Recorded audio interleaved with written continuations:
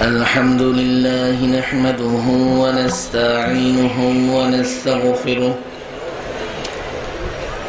ونؤمن به ونتوكل عليه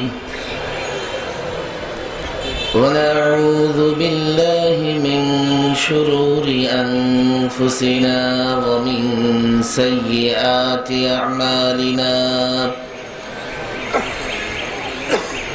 من يهده الله فلا مضل له ومن يضلله فلا هادي له ونشهد أن لا إله إلا الله وحده لا شريك له ونشهد أن محمدًا عبده ورسوله الله تعالى على خير خلقه وعلى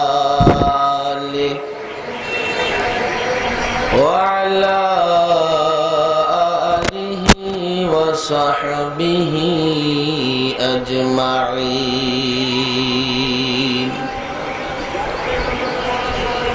أما بعد فأعوذ بالله من الشيطان الرجيم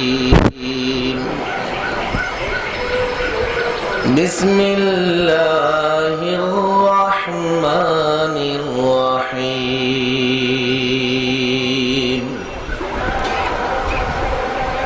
قال أفتعبدون من دون الله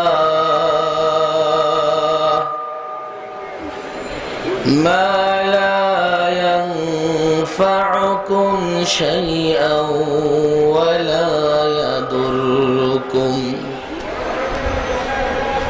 أف لكم ولما تعبدون من دون الله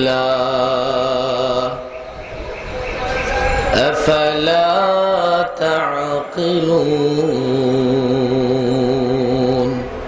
صدق الله مولانا العظيم وصدق رسوله النبي الكريم ونحن على ذلك من الشاهدين والشاكرين والحمد لله رب العالمين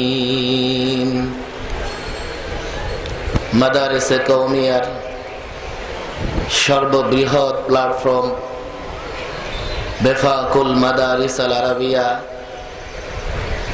নারায়ণগঞ্জ জেলা শাখা কর্তৃক আয়োজিত আজকের এই মুবারক মাহফিলের মোহতারাম সভাপতি প্রধান অতিথি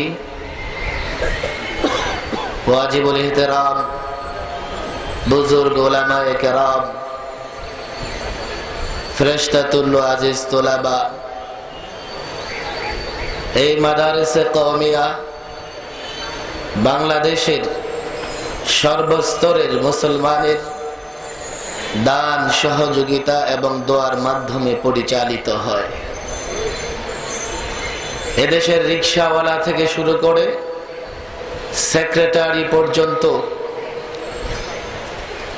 কেরানি থেকে শুরু করে মন্ত্রী পর্যন্ত মুসলমান মাত্রই এই মাদারিসে কওমিয়াগুলোকে সহযোগিতা করে এবং এই মাদারিসে কওমিয়ার সঙ্গে সম্পৃক্ততা বজায় রাখে। একজন সাধারণ মানুষ নগণ্য আয় রোজগার করে সেও মাঝে মধ্যে কোন এক মাদ্রাসার দফতরে প্রবেশ করে 10 টাকা 20 টাকা দান করে। আমার দেশের ব্যবসায়ীরা তারাও দিন শেষে বাড়ি ফেরার সময় কোনো না কোনো মাদ্রাসায় 10 টাকা 20 টাকা 100 টাকা 1000 টাকা দান করে যায়। আমার দেশের পুলিশ বাহিনী সারাদিন পরিশ্রম করে ডিউটি করে তারাও কোনো সময় বের করে এই মাদারিসে কওমিয়ায় প্রবেশ করে তার মেহনতি কামাই থেকে একটা অংশ দান করে। এদেশের সর্বস্তরের মানুষ এই জন্যেই বাংলাদেশের প্রায় 20,000 মাদারিসে কওমিয়াকে রক্ষণাবেক্ষণ করে।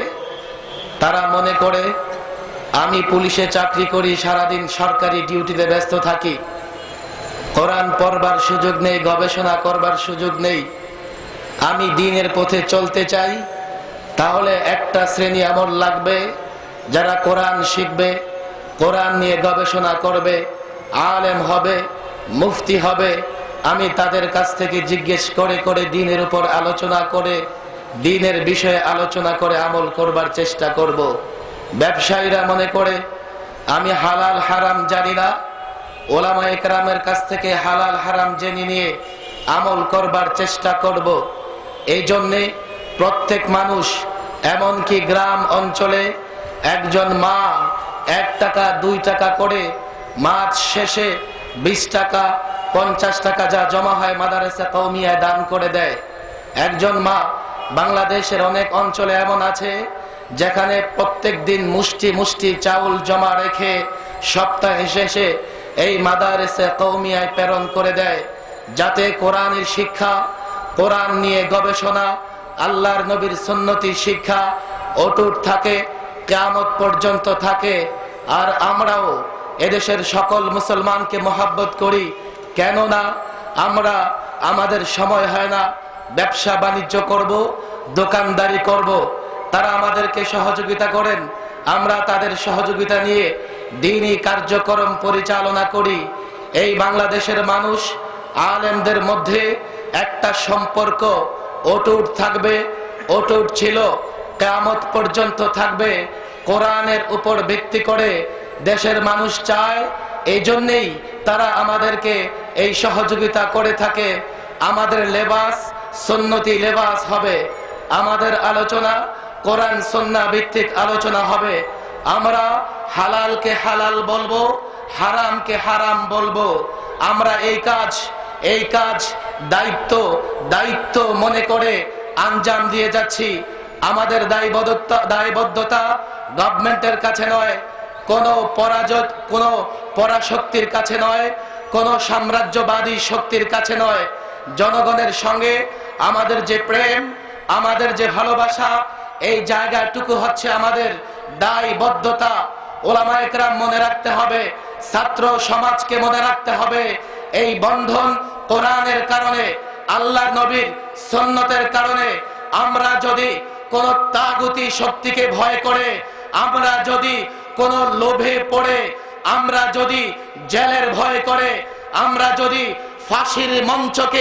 ফাঁসির মঞ্চকে উপেক্ষা করবার জন্য দেশের মানুষের সঙ্গে এই ভালোবাসার সম্পর্ক বিনষ্ট করি, এই মাদারেসগুলো টিকবে না। দেশের মানুষের মাদারেসে দ্বীনিয়ার সঙ্গে সম্পর্ক থাকবে না, তাদের হেদায়েতের কোনো পথ থাকবে না। কোরআন তারা পড়তে পারে না, হাদিস তারা পড়তে পারে না। এই জন্যই তো মাদারিসে কওমিয়াকে রক্ষণাবেক্ষণ করে। এজন্যে প্রতিজ্ঞা করতে হবে, শপথ করতে হবে, দৃঢ়ভাবে কসম কাটতে হবে, তাগুত তুমি তোমার পথে চলো, তুমি তোমার কথা বলো। আল্লাহর কসম করে বলি, আমি হালালকে হালাল বলবো, হারামকে হারাম বলবো, কুফরিকে কুফরি বলবো, মুরতাদকে মুরতাদ বলবো, নাস্তিককে নাস্তিক বলবো। রব্বে কাবার কসম, কিয়ামত পর্যন্ত এই বলা চলতেই থাকবে। জানব আমাদের এই পথে বাধা হবে। আল্লাহর কসম, জিহাদ হয়েছে, জিহাদ চলছে, কিয়ামত পর্যন্ত জিহাদ চলতেই থাকবে ইনশাআল্লাহ।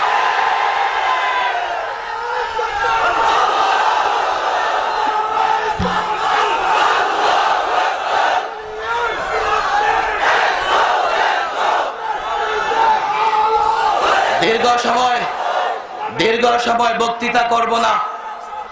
মুরব্বীরা এখানে বসে আছেন, আমি কি বলতে চাই আপনারা হয়তো বুঝে গেছেন। বাংলাদেশের সুপ্রিম কোর্টের সামনে আমার দেশের ভারতবর্ষের হিন্দুস্তানের কোনো দেবী না, যদিও আমরা কোনো দেবদেবীকে বিশ্বাস করি না, এর মানেই না আমরা সংখ্যালঘুদের অধিকার মানি না, এমন নয়। বিশ্বের যে কোনো দেশের চেয়ে বাংলাদেশের সংখ্যালঘু সম্প্রদায় সবচেয়ে নিরাপদ। স্বাধীনতার পর থেকে একটা ঘটনা এমন দেখাতে কেউ পারবে না। সর্বশেষ রামুতে বৌদ্ধ মন্দির আক্রমণ হয়েছে, এরপরে নাসিরনগরে হিন্দুদের মন্দির ভাঙচুর করা হয়েছে।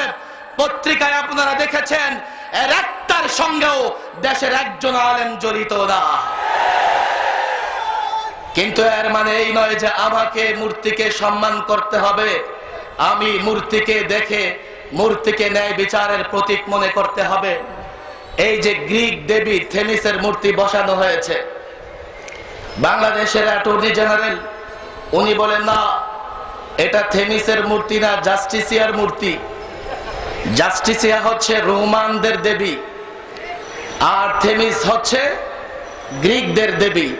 আমি তো বলি দেবী দেবী, গ্রিকদেরটা বানাও আর রোমানদেরটা বানাও, কোনোটাই আমরা মেনে নেব না। এই দেবীর ইতিহাস দীর্ঘ, এজেন্সির লোকেরা এখানে আছে, রেকর্ড হচ্ছে লক্ষ আলেম তো আবার জামায়াত। আমি নিজ থেকে একটি কথাও বলবো না।